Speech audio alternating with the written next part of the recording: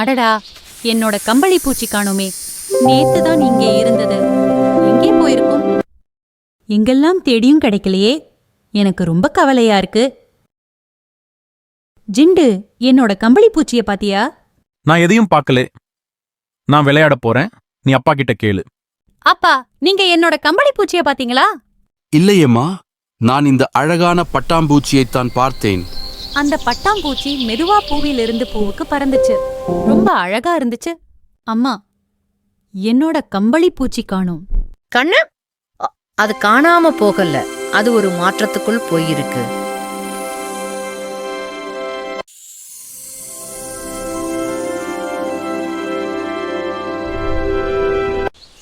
கம்பளி பூச்சி நல்லா சாப்பிட்டு தன்னையே சுத்தி ஒரு கூடு கட்டிக்கும்.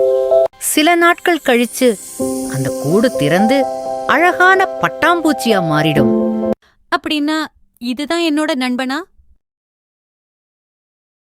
ஆமா, வாழ்க்கையில் மாற்றம் வந்தால் பயப்பட வேண்டாம். அது ஒரு புதிய அழகான தொடக்கம். அந்த நாள் முதல் மியா மாற்றங்களை மகிழ்ச்சியுடன் ஏற்றுக்கொள்ள கற்றுக்கொண்டாள். இந்த கதை உங்களுக்கு பிடிச்சிருந்தா லைக் பண்ணுங்க, சப்ஸ்கிரைப் பண்ணுங்க.